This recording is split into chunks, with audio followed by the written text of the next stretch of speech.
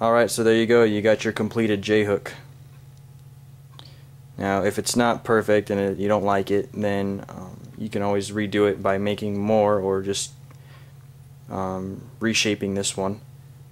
Now once you reshape these, when it's already blackened, the paint or the oil on this thing might start coming off, so be careful. But yeah, if you don't like it, then make more and pick the one out of the lot that you like the most to put on your chin strap. But same process goes with the buckle. If you wanted to re-blacken it or re-blue it, some of these are kind of bent. I mean, that bend is supposed to be there, so don't screw with that, but it may be messed up. And straighten it out a little bit on the vise, on the anvil. But if it's all rusted, sand it off, just heat it up again and drop that thing in the motor oil and you'll be good to go. So yeah, we've already got a fastener here. We already got the webbing, so now all we have to do is cut it to the right size, cut the webbing to the right size. So let's go ahead and move on to that portion. Okay, so with this cutting of the strap, this piece right here, with the side that the J-hook goes on, it's about, actually it is 11 inches. So what you're going to do is you're going to measure this sucker out. I mean, this is it has the stamping on there and it's rusted a little bit, and it kind of, to me it kind of adds character. And because this is the side that's stamped, I'm going to use this side for the J-hook.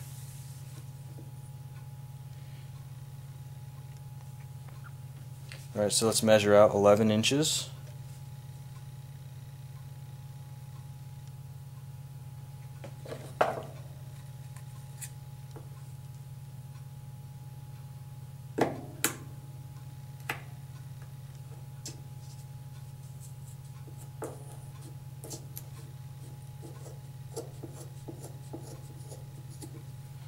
Alright, and the other side, it's about 13 and a half. To be safe, I do 13 and a half or 14 inches just so you can work with something.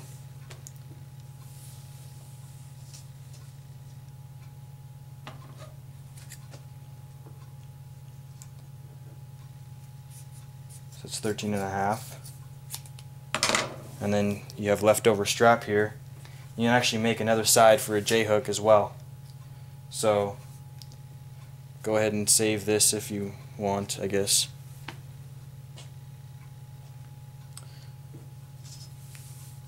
So now let's just while we're in here, let's get started on making the buckle side. Alright, so I have all my pieces here.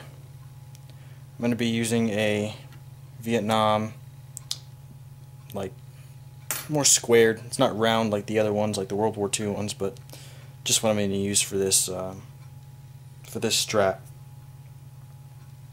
Here's my buckle. You're going to take the longer piece, okay, from the back end, put it to the bottom. Now it's going to get frayed and you can just clip that off. Then from there you want to go through the top.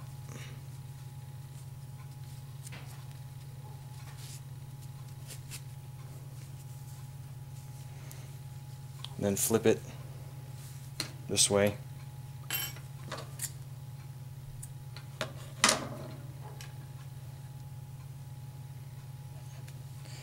Okay, so you see that? This end, this end through here. And you're going to be careful with the pliers. Make sure those that webbing is sticking through with the prongs, so when you pinch it down, it'll pinch down on the webbing. It's just like so. Just kind of work your way .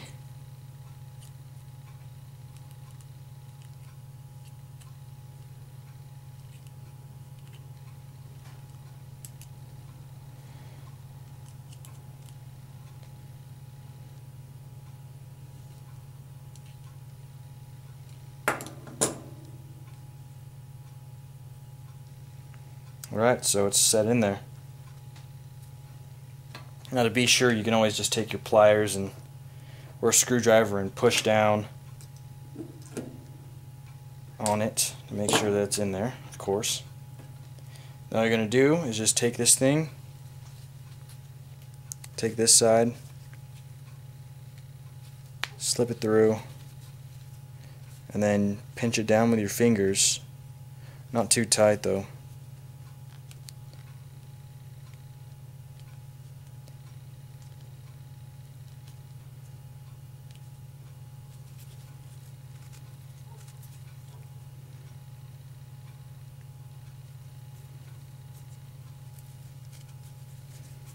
And there you go.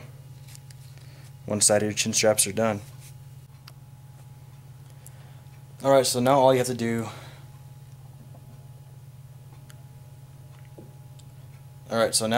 with the other side is it's pretty much just all measurement from here and sewing. So take about an inch from there, from one side, and fold in twice. Just like that.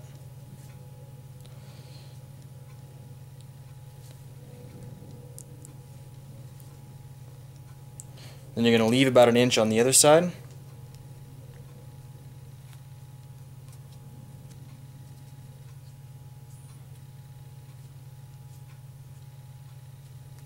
And keep it like that. See, and that's how this is done. Now to kind of make your creases, and then from there you can undo this part and put your J-hook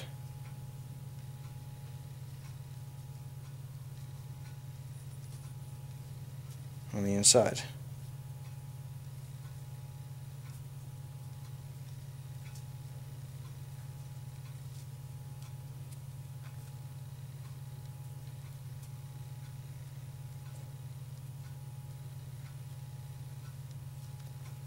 So it looks like that.